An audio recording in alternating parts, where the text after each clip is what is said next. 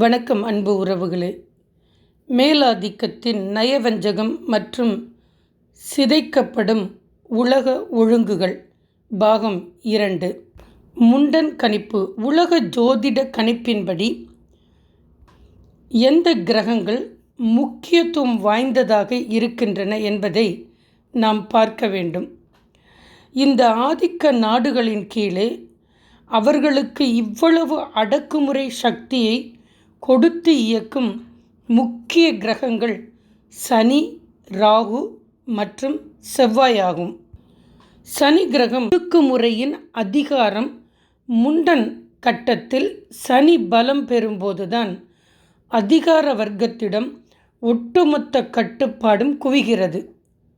மக்களை கொடூரமான சட்டங்கள், பொருளாதார முடக்கங்கள் மூலம் அடிமைப்படுத்தி இரக்கமின்றி ஒடுக்கும் சக்தியை சனியே இந்த வல்லரசுகளுக்கு தருகிறது.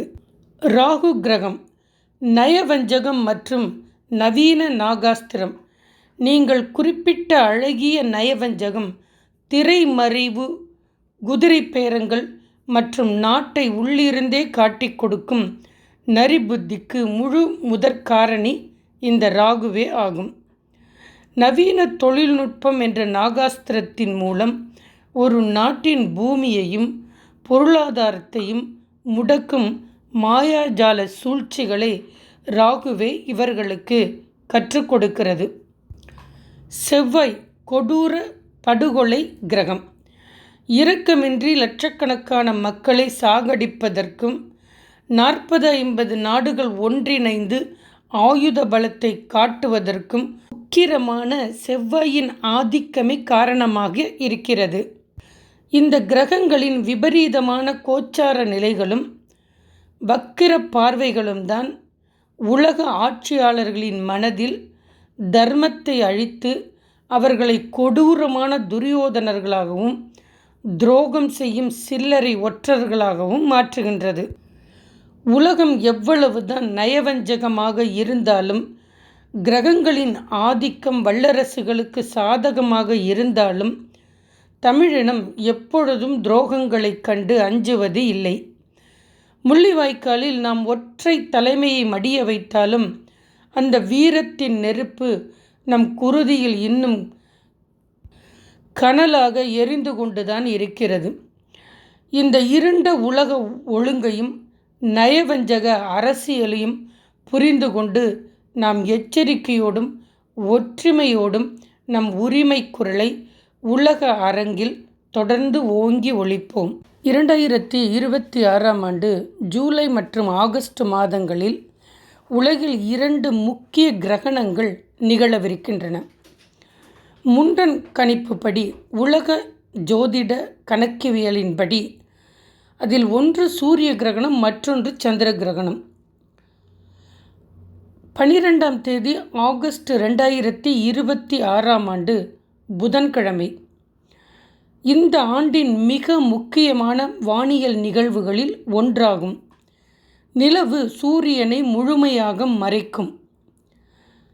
இது நீடிக்கக்கூடிய நேரம் சூரியன் முழுமையாக மறையும் முழு கிரகண நிலை அதிகபட்சமாக 2 நிமிடங்கள் 18 வினாடிகள். இந்த கிரகணம் தொடங்கி முடியும் வரையிலான மொத்த நிகழ்வு சுமார் 1 மணி நேரம் 40 நிமிடங்கள் வரை. இதில் பாதிக்கக்கூடிய நாடுகள் அப்படின்னு பார்த்தோன்னா ஸ்பெயின், ஐர்லாந்து, கிரீன்லாந்து மற்றும் ரஷ்யாவின் வடக்கு பகுதி, இங்கிலாந்து, அயர்லாந்து, பிரான்சு, ஜெர்மனி போன்ற ஐரோப்பிய நாடுகள், வட அமெரிக்காவின் சில பகுதிகள், கனடா, அமெரிக்காவின் வடக்கு மாநிலங்கள் மற்றும் வட ஆப்பிரிக்க நாடுகள். இந்த கிரகணத்தை இந்தியாவில் பார்க்க முடியாது. பகுதி சந்திர கிரகணம்.